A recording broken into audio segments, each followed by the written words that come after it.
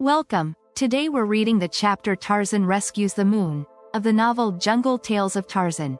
Last time, Tarzan reflected on his playful nature which confused the adult apes, as he engaged in activities that varied from dodging death to inflicting it on others. While exploring, he discovered the Gomangani tribe baiting a trap for a lion and, intending to thwart their cruel plans, he cunningly captured the witch doctor Rabakiga and placed him in the cage instead. At a tribal celebration, Tarzan used a lion disguise to create chaos, leading to Numa escaping and wreaking havoc on the terrified villagers, further solidifying his feared reputation among the Gomangani. The moon shone down out of a cloudless sky, a huge swollen moon that seemed so close to Earth that one might wonder that she did not brush the crooning treetops. It was night, and Tarzan was abroad in the jungle. Tarzan, the ape man, mighty fighter, mighty hunter. Why he swung through the dark shadows of the somber forest, he could not have told you. It was not that he was hungry, he had fed well this day, and in a safe cache were the remains of his kill, ready against the coming of a new appetite. Perhaps it was the very joy of living that urged him from his arboreal couch to pit his muscles and his senses against the jungle night. And then too, Tarzan always was goaded by an intense desire to know. The jungle, which is presided over by Kudu, the sun, is a very different jungle from that of Goro, the moon. The diurnal jungle has its own aspect, its own lights and shades, its own birds, its own blooms, its own beasts. Its noises are the noises of the day. The lights and shades of the nocturnal jungle are as different as one might imagine the lights and shades of another world to differ from those of our world. Its beasts, its blooms, and its birds are not those of the jungle of Kudu, the sun. Because of these differences, Tarzan loved to investigate the jungle by night. Not only was the life another life, but it was richer in numbers and in romance. It was richer in dangers too, and to Tarzan of the apes danger was the spice of life, and the noises of the jungle nights, the roar of the lion, the scream of the leopard, the hideous laughter of Dango the hyena, were music to the ears of the ape man. The soft padding of unseen feet, the rustling of leaves and grasses to the passage of fierce beasts, the sheen of opalesque eyes flaming through the dark, the million sounds which proclaimed the teeming life that one might hear and scent, though seldom see, constituted the appeal of the nocturnal jungle to Tarzan. Tonight he had swung a wide circle, toward the east first and then toward the south, and now he was rounding back again into the north. His eyes, his ears, and his keen nostrils were ever on the alert. Mingled with the sounds he knew, there were strange sounds, weird sounds which he never heard until after Kudu had sought his lair below the far edge of the big water sounds which belonged to Goro, the moon, and to the mysterious period of Goro's supremacy. These sounds often caused Tarzan profound speculation. They baffled him because he thought that he knew his jungle so well that there could be nothing within it unfamiliar to him. Sometimes he thought that as colors and forms appeared to differ by night from their familiar daylight aspects, so sounds altered with the passage of Kudu and the coming of Goro, and these thoughts roused within his brain a vague conjecture that perhaps Goro and Kudu influenced these changes. And what more natural that eventually he came to attribute to the sun and the moon personalities as real as his own. The sun was a living creature, and ruled the day. The moon, endowed with brains and miraculous powers, ruled the night. Thus functioned the untrained man-mind, groping through the dark night of ignorance for an explanation of the things he could not touch or smell or hear, and of the great, unknown powers of nature which he could not see. As Tarzan swung north again upon his wide circle, the scent of the Gomangani came to his nostrils, mixed with the acrid odor of wood smoke. The ape man moved quickly in the direction from which the scent was borne down to him upon the gentle night wind.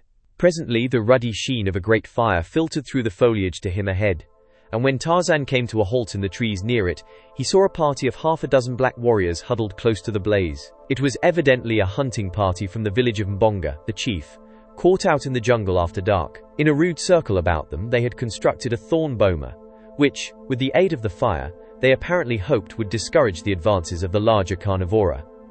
That hope was not conviction, was evidenced by the very palpable terror in which they crouched, wide-eyed and trembling, for already Numa and Sabor were moaning through the jungle toward them. There were other creatures too, in the shadows beyond the firelight. Tarzan could see their yellow eyes flaming there. The blacks saw them and shivered. Then one arose, and grasping a burning branch from the fire hurled it at the eyes, which immediately disappeared. The black sat down again. Tarzan watched, and saw that it was several minutes before the eyes began to reappear in twos and fours. Then came Numa, the lion, and Sabor his mate. The other eyes scattered to right and left before the menacing growls of the great cats, and then the huge orbs of the man-eaters flamed alone out of the darkness. Some of the blacks threw themselves upon their faces and moaned, but he who before had hurled the burning brudge now hurled another straight at the faces of the hungry lions, and they too disappeared as had the lesser lights before them. Tarzan was much interested. He saw a new reason for the nightly fires maintained by the blacks, a reason in addition to those connected with warmth and light and cooking. The beasts of the jungle feared fire, and so fire was, in a measure, a protection from them. Tarzan himself knew a certain awe of fire. Once he had, in investigating an abandoned fire in the village of the blacks, picked up a live coal. Since then he had maintained a respectful distance from such fires as he had seen. One experience had sufficed. For a few minutes after the black hurled the firebrand no eyes appeared, though Tarzan could hear the soft padding of feet all about him. Then flashed once more the twin fire spots that marked the return of the Lord of the Jungle, and a moment later, upon a slightly lower level, there appeared those of Sabor his mate.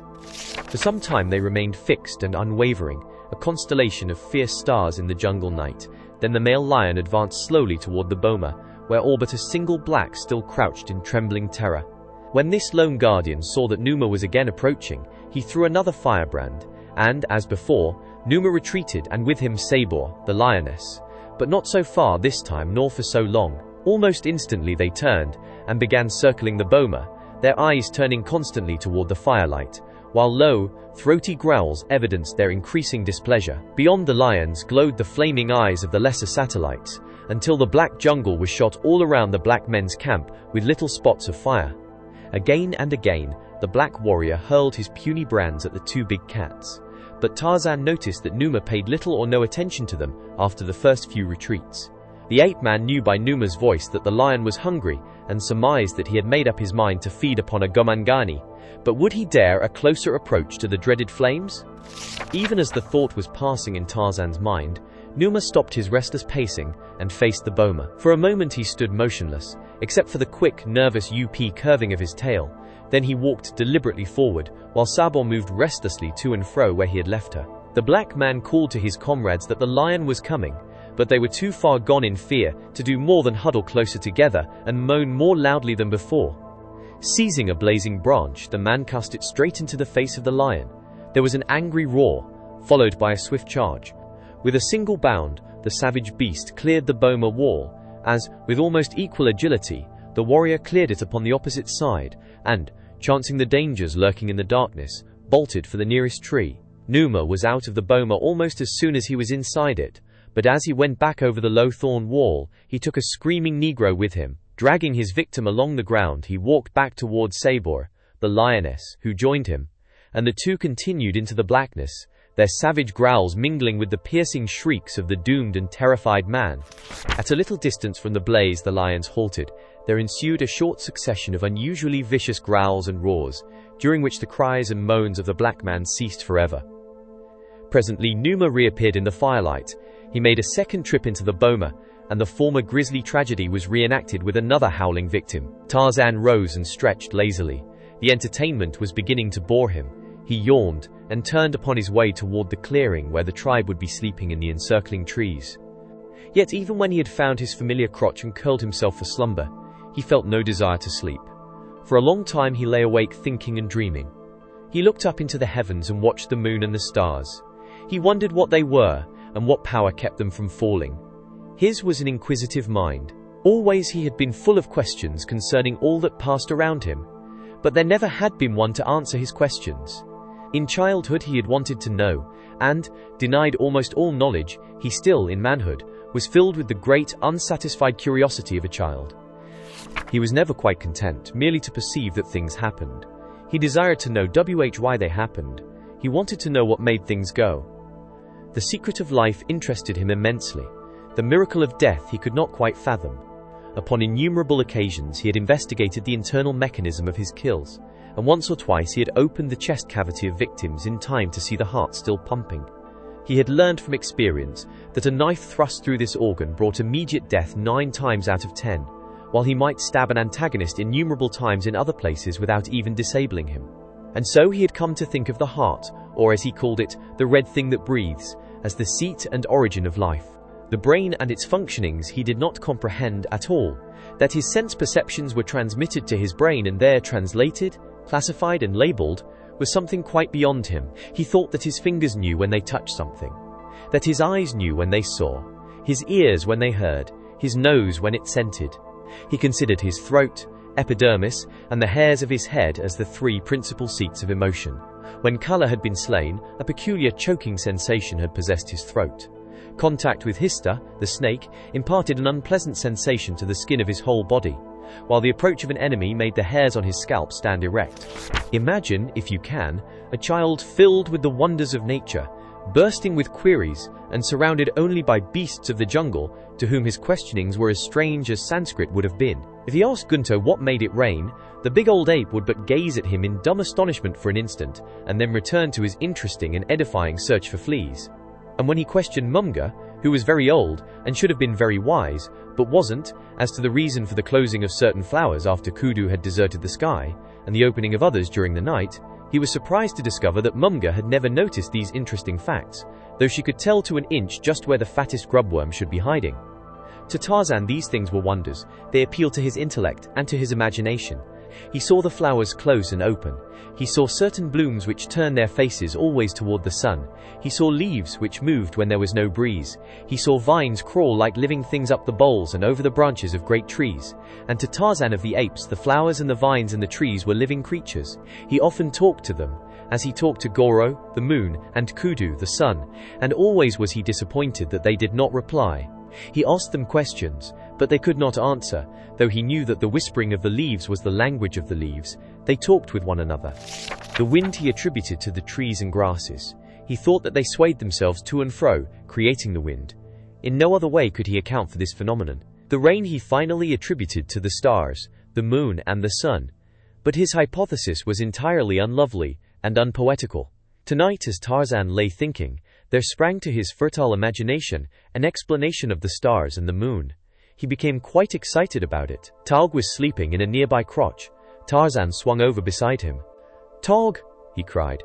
Instantly the great bull was awake and bristling, sensing danger from the nocturnal summons. "Look, Taug!" exclaimed Tarzan, pointing toward the stars. "See the eyes of Numa and Sabor, of Sheeta and Dango. They wait around Goro to leap in upon him for their kill. See the eyes and the nose and the mouth of Goro. And the light that shines upon his face is the light of the great fire he has built, to frighten away Numa and Sabor, and Dango and Sheeta. All about him are the eyes, Taug, you can see them. But they do not come very close to the fire. There are few eyes close to Goro. They fear the fire. It is the fire that saves Goro from Numa. Do you see them, Taug? Some night, Numa will be very hungry and very angry. Then he will leap over the thorn bushes which encircle Goro, and we will have no more light after Kudu seeks his lair. The night will be black with the blackness that comes when Goro is lazy and sleeps late into the night, or when he wanders through the skies by day, forgetting the jungle and its people." Taug looked stupidly at the heavens and then at Tarzan. A meteor fell, blazing a flaming way through the sky. "Look!" cried Tarzan. "Goro has thrown a burning branch at Numa." Taug grumbled. "Numa is down below," he said. "Numa does not hunt above the trees." But he looked curiously and a little fearfully at the bright stars above him, as though he saw them for the first time, and doubtless it was the first time that Taug ever had seen the stars, though they had been in the sky above him every night of his life. To Taug, they were as the gorgeous jungle blooms. He could not eat them, and so he ignored them. Taug fidgeted and was nervous. For a long time he lay sleepless, watching the stars, the flaming eyes of the beasts of prey surrounding Goro, the moon Goro, by whose light the apes danced to the beating of their earthen drums. If Goro should be eaten by Numa, there could be no more dum-dums. Taiyug was overwhelmed by the thought. He glanced at Tarzan half fearfully. Why was his friend so different from the others of the tribe? No one else whom Taiyug ever had known had had such queer thoughts as Tarzan. The ape scratched his head and wondered, dimly, if Tarzan was a safe companion. And then he recalled slowly, and by a laborious mental process, that Tarzan had served him better than any other of the apes, even the strong and wise bulls of the tribe. Tarzan it was who had freed him from the blacks at the very time that Tarug had thought Tarzan wanted Tika. It was Tarzan who had saved Tarug's little Baloo from death. It was Tarzan who had conceived and carried out the plan to pursue Tika's abductor and rescue the stolen one. Tarzan had fought and bled in Taug's service so many times that Taug, although only a brutal ape, had impressed upon his mind a fierce loyalty which nothing now could swerve. His friendship for Tarzan had become a habit, a tradition almost, which would endure while Taug endured. He never showed any outward demonstration of affection. He growled at Tarzan as he growled at the other bulls who came too close while he was feeding. But he would have died for Tarzan. He knew it, and Tarzan knew it. But of such things apes do not speak. Their vocabulary, for the finer instincts, consisting more of actions than words. But now Taug was worried, and he fell asleep again, still thinking of the strange words of his fellow. The following day he thought of them again, and without any intention of disloyalty, he mentioned to Gunto what Tarzan had suggested about the eyes surrounding Goro, and the possibility that sooner or later Numa would charge the moon and devour him. To the apes, all large things in nature are male, and so Goro, being the largest creature in the heavens by night, was, to them, a bull. Gunto bit a sliver from a horny finger and recalled the fact that Tarzan had once said that the trees talked to one another.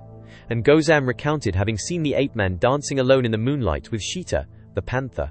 They did not know that Tarzan had roped the savage beast and tied him to a tree before he came to earth, and leaped about before the rearing cat, to tantalize him. Others told of seeing Tarzan ride upon the back of Tantor, the elephant, of his bringing the black boy, Tibo, to the tribe, and of mysterious things with which he communed in the strange lair by the sea. They had never understood his books, and after he had shown them to one or two of the tribe, and discovered that even the pictures carried no impression to their brains, he had desisted. "Tarzan is not an ape," said Gunto. "He will bring Numa to eat us, as he is bringing him to eat Goro. We should kill him." Immediately Taug bristled. "Kill Tarzan! First you will kill Taug," he said, and lumbered away to search for food. But others joined the plotters. They thought of many things which Tarzan had done, things which apes did not do and could not understand.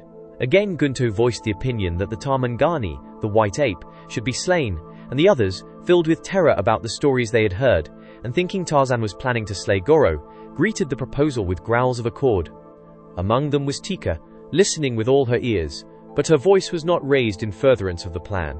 Instead, she bristled, showing her fangs, and afterward she went away in search of Tarzan.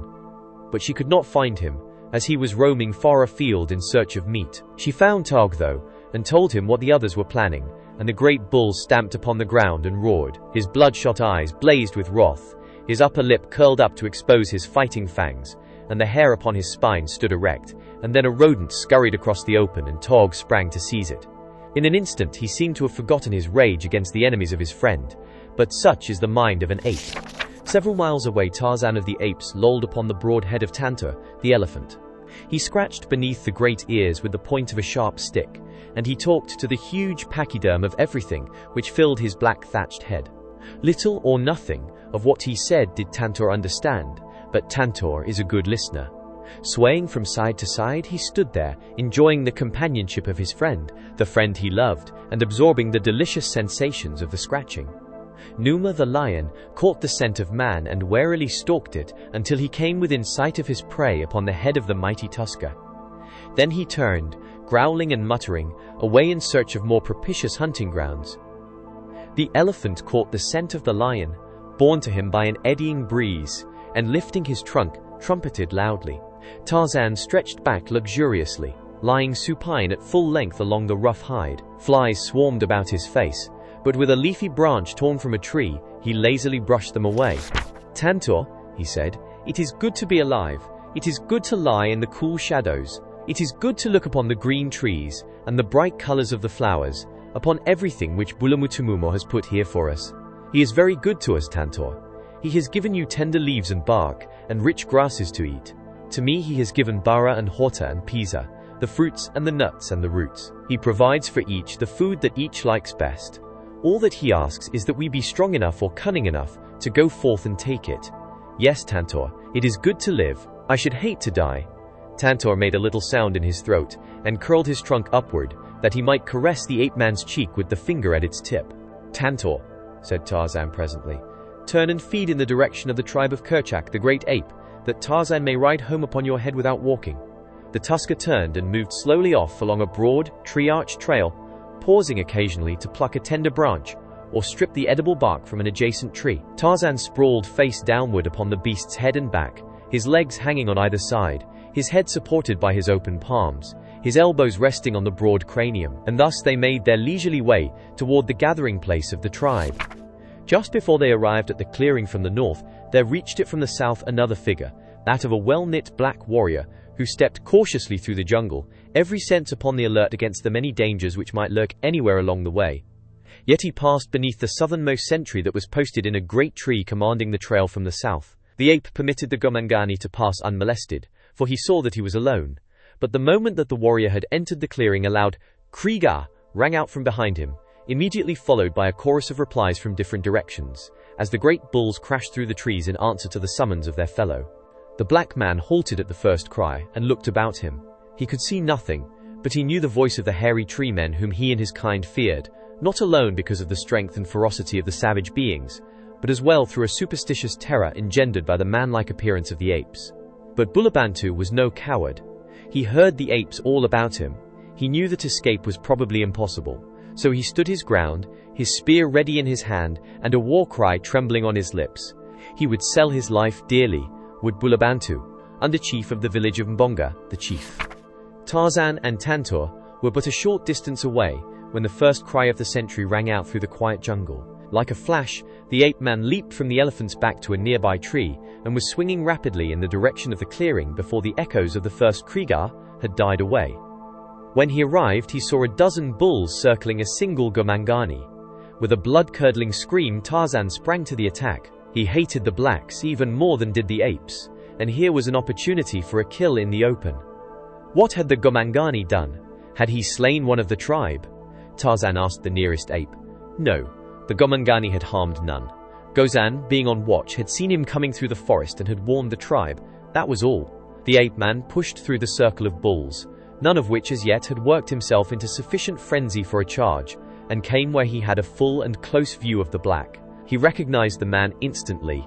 Only the night before he had seen him facing the eyes in the dark, while his fellows groveled in the dirt at his feet, too terrified even to defend themselves. Here was a brave man, and Tarzan had deep admiration for bravery. Even his hatred of the blacks was not so strong a passion as his love of courage. He would have joyed in battling with a black warrior at almost any time, but this one he did not wish to kill. He felt vaguely that the man had earned his life by his brave defense of it on the preceding night, nor did he fancy the odds that were pitted against the lone warrior. He turned to the apes. "Go back to your feeding," he said, "and let this Gomangani go his way in peace. He has not harmed us, and last night I saw him fighting Numa and Sabor with fire, alone in the jungle. He is brave. Why should we kill one who is brave and who has not attacked us? Let him go." The apes growled. They were displeased. "Kill the Gomangani!" cried one. "Yes," roared another. "Kill the Gomangani and the Tarmangani as well." "Kill the white ape," screamed Gozan. "He is no ape at all, but a Gomangani with his skin off." "Kill Tarzan!" bellowed Gunto. "Kill! Kill! Kill!" The bulls were now indeed working themselves into the frenzy of slaughter, but against Tarzan rather than the black man. A shaggy form charged through them, hurling those it came in contact with to one side as a strong man might scatter children. It was Tug, great, savage Tug. "Who says kill Tarzan?" he demanded. "Who kills Tarzan must kill Tug too. Who can kill Tug? Tug will tear your insides from you and feed them to Dango." "We can kill you all," replied Gunto. "There are many of us and few of you." And he was right. Tarzan knew that he was right. Tog knew it, but neither would admit such a possibility. It is not the way of bull apes. "I am Tarzan," cried the ape-man. "I am Tarzan, mighty hunter, mighty fighter. In all the jungle, none so great as Tarzan." Then, one by one, the opposing bulls recounted their virtues and their prowess. And all the time the combatants came closer and closer to one another. Thus do the bulls work themselves to the proper pitch before engaging in battle. Gunto came, stiff-legged, close to Tarzan and sniffed at him, with bared fangs. Tarzan rumbled forth a low, menacing growl. They might repeat these tactics a dozen times, but sooner or later one bull would close with another, and then the whole hideous pack would be tearing and rending at their prey. Bulabantu, the black man, had stood wide-eyed in wonder from the moment he had seen Tarzan approaching through the apes. He had heard much of this devil god who ran with the hairy tree people, but never before had he seen him in full daylight. He knew him well enough from the description of those who had seen him, and from the glimpses he had had of the marauder, upon several occasions when the ape-man had entered the village of Mbonga, the chief, by night, in the perpetration of one of his numerous ghastly jokes. Bulabantu could not, of course, understand anything which passed between Tarzan and the apes, but he saw that the ape-man and one of the larger bulls were in argument with the others. He saw that these two were standing with their back toward him, and between him and the balance of the tribe, and he guessed, though it seemed improbable, that they might be defending him. He knew that Tarzan had once spared the life of Mbonga, the chief, and that he had succored Tibo and Tibo's mother, Momaya, so it was not impossible that he would help Bulabantu. But how he could accomplish it, Bulabantu could not guess, nor as a matter of fact could Tarzan, for the odds against him were too great. Gunto and the others were slowly forcing Tarzan and Taryug back toward Bulabantu. The ape-man thought of his words with Tantor just a short time before. Yes, Tantor, it is good to live, I should hate to die. And now he knew that he was about to die, for the temper of the great bulls was mounting rapidly against him. Always had many of them hated him, and all were suspicious of him. They knew he was different. Tarzan knew it too, but he was glad that he was. He was a man, that he had learned from his picture books, and he was very proud of the distinction. Presently, though, he would be a dead man. Gunto was preparing to charge. Tarzan knew the signs. He knew that the balance of the bulls would charge with Gunto. Then it would soon be over. Something moved among the verdure, at the opposite side of the clearing. Tarzan saw it just as Gunto, with the terrifying cry of a challenging ape, sprang forward. Tarzan voiced a peculiar call, and then crouched to meet the assault. Targ crouched too, and Bulabantu, assured now that these two were fighting upon his side, couched his spear and sprang between them to receive the first charge of the enemy. Simultaneously, a huge bulk broke into the clearing from the jungle behind the charging bulls. The trumpeting of a mad tusker rose shrill above the cries of the anthropoids, as Tantor the elephant dashed swiftly across the clearing to the aid of his friend. Gunto never closed upon the ape-man, nor did a fang enter flesh upon either side. The terrific reverberation of Tantor's challenge sent the bulls scurrying to the trees, jabbering and scolding. Taog raced off with them. Only Tarzan and Bulabantu remained. The latter stood his ground, because he saw that the devil god did not run, and because the black had the courage to face a certain and horrible death beside one who had quite evidently dared death for him. But it was a surprised Gomangani who saw the mighty elephant come to a sudden halt in front of the ape-man and caress him with his long, sinuous trunk. Tarzan turned toward the black man. "Go!" he said in the language of the apes, and pointed in the direction of the village of Mbonga. Bulabantu understood the gesture, if not the word, nor did he lose time in obeying. Tarzan stood watching him until he had disappeared. He knew that the apes would not follow. Then he said to the elephant, "Pick me up," and the tusker swung him lightly to his head. "Tarzan goes to his lair by the big water," shouted the ape-man to the apes in the trees. "All of you are more foolish than Manu, except Taug and Tika. Taug and Tika may come to see Tarzan, but the others must keep away. Tarzan is done with the tribe of Kerchak." He prodded Tantor with a callous toe, and the big beast swung off across the clearing, the apes watching them until they were swallowed up by the jungle. Before the night fell, Taug killed Gunto, picking a quarrel with him over his attack upon Tarzan. For a moon, the tribe saw nothing of Tarzan of the apes. Many of them probably never gave him a thought, but there were those who missed him more than Tarzan imagined. Taug and Tika often wished that he was back, and Taug determined a dozen times to go and visit Tarzan in his seaside lair. But first one thing and then another interfered. One night when Taug lay sleepless looking up at the starry heavens, he recalled the strange things that Tarzan once had suggested to him, that the bright spots were the eyes of the meat-eaters waiting in the dark of the jungle sky to leap upon Goro the moon and devour him. The more he thought about this matter, the more perturbed he became. And then a strange thing happened. Even as Taug looked at Goro, he saw a portion of one edge disappear, precisely as though something was gnawing upon it. Larger and larger became the hole in the side of Goro. With a scream, Taug leaped to his feet. His frenzied "Kriegaz" brought the terrified tribe screaming and chattering toward him. "Look!" cried Taug, pointing at the moon. "Look! It is as Tarzan said. Numa has sprung through the fires and is devouring Goro. You called Tarzan names and drove him from the tribe. Now see how wise he was. Let one of you who hated Tarzan go to Goro's aid. See the eyes in the dark jungle all about Goro. He is in danger, and none can help him, none except Tarzan. Soon Goro will be devoured by Numa, and we shall have no more light after Kudu seeks his lair. How shall we dance the dum-dum without the light of Goro?" The apes trembled and whimpered. Any manifestation of the powers of nature always filled them with terror, for they could not understand. "Go and bring Tarzan," cried one. And then they all took up the cry of, "Tarzan! Bring Tarzan! He will save Goro." But who was to travel the dark jungle by night to fetch him? "I will go," volunteered Taug. And an instant later he was off through the Stygian gloom toward the little landlocked harbor by the sea. And as the tribe waited, they watched the slow devouring of the moon. Already Numa had eaten out a great semicircular piece. At that rate, Goro would be entirely gone before Kudu came again. The apes trembled at the thought of perpetual darkness by night. They could not sleep. Restlessly they moved here and there among the branches of trees, watching Numa of the skies at his deadly feast, and listening for the coming of Taug with Tarzan. Goro was nearly gone when the apes heard the sounds of the approach through the trees of the two they awaited, and presently Tarzan, followed by Taug, swung into a nearby tree. The ape-man wasted no time in idle words. In his hand was his long bow, and at his back hung a quiver full of arrows, poisoned arrows that he had stolen from the village of the blacks, just as he had stolen the bow. Up into a great tree he clambered, higher and higher, until he stood swaying upon a small limb which bent low beneath his weight. Here he had a clear and unobstructed view of the heavens.